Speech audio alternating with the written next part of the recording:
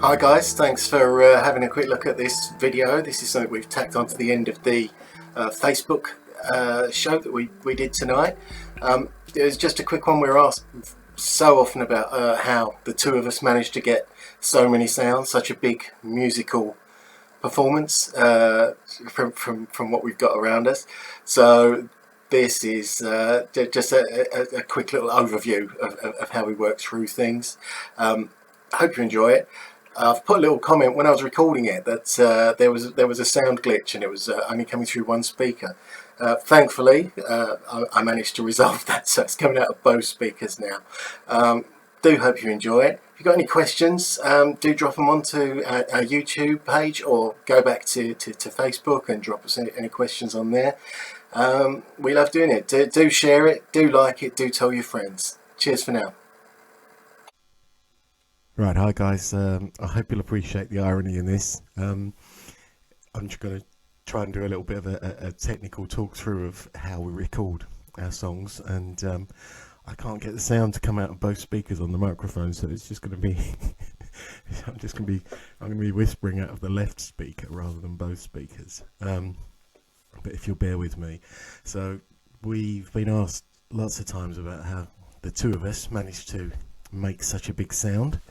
And I just thought I'd give you a really quick run through of the engine room, what we actually use to make the music. So I'm at our studio here. This is Heavy Rotation.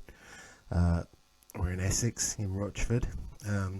It's not a full-size studio, but it's got everything we need here. So just looking at this this software, we use software called Cubase Pro. Mark has it and I have it, so we can swap ideas backwards and forwards together. All these tracks down the left side here are the tracks that we've used for the song. So we add different bits of the song as and when. Each one's a different track. So these ones down here in the green are the keyboards that we've used. There's a bit of sax down here as well, and some brass, which are the purple ones.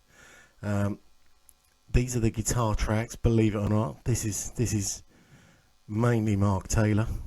A bit of me there, but mainly Mark. All the different bits and pieces. So if I take this over here and we just play a little bit. Hang on one sec. Want to set this up. Okay, so if I solo, so this is one of the acoustic tracks, but we didn't just have one acoustic track, we had two acoustic tracks. If you hear that, playing slightly different bits. Now if I take if we take that back a little bit. There's a bit more guitar that we've recorded.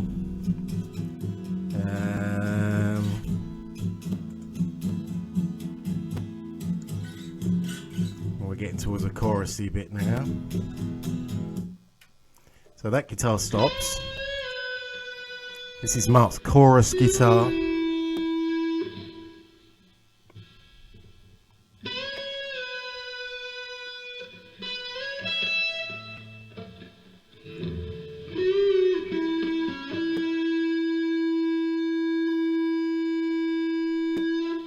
As you can tell, it's a little bit more unforgiving, shall we say, when we just listen to things separately. So you can hear where we've put all the different bits together. A lot of people, let's unsolo these bits. You don't have to worry about why the solo and all the technical stuff. But if we go back to the beginning, we just play it through.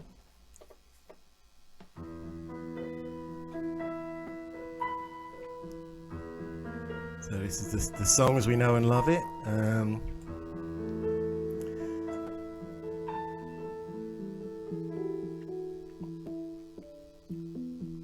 So this is the intro synth blip swagger. This is one of my bits.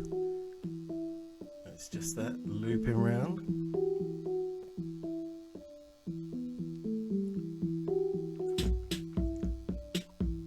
So what we do is track by track here, we just add these bits as they happen. That's the dulcet tones of Mr. Taylor there.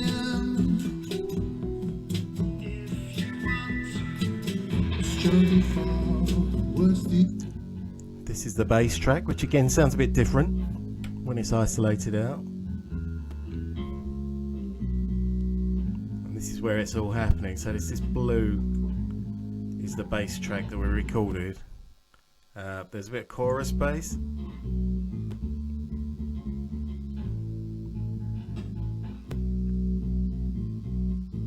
And you can probably hear as well, it's actually quite noisy. It's not noisy when it's actually coming out with everything else going on, but there's quite a bit of background noise always goes on in these things. This is a fabulous bit of guitar by me, obviously.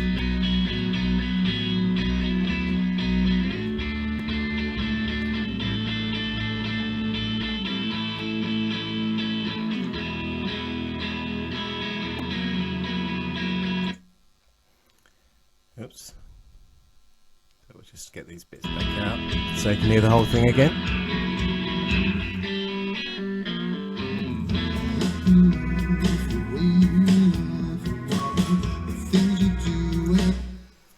And that's pretty much it. We can talk you through the ins and outs of how we record. If you look here, these are all the drums in orange down this side. So the claps are a big thing. We did 3 separate clap tracks. If we play them, you'll hear them in the mix here.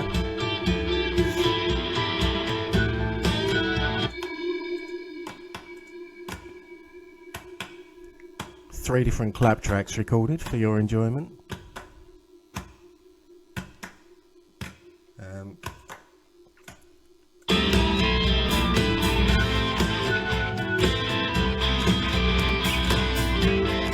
And the beauty of this way of recording for us is we can record it track by track as if it was just like an old analog recording studio. But even the best recording studios back in the day were limited to, say, 48 tracks, sometimes more, but quite often 48. So they'd have to do lots of bouncing tracks around and recording different bits together. If you scroll down, if you can see here, we used 77 different tracks to record this, and this is just in our little studio at home. So to some degree we can do whatever the big boys can do in their big studios, plus a bit more. Everyone records like this now. Everyone records onto hard drives rather than onto tape, and then we have to use lots of other software to make it more warm and make it actually sound like it is being recorded on tape, even if it's not. So that's a little overview of what we do now. Next time I might talk you a bit more through about how we sort the drums out and put the different drum elements in there. It's a bit more fiddly, but hopefully it's kind of answered the question of how we record it and how we make it sound like it does. All right, cheers for now.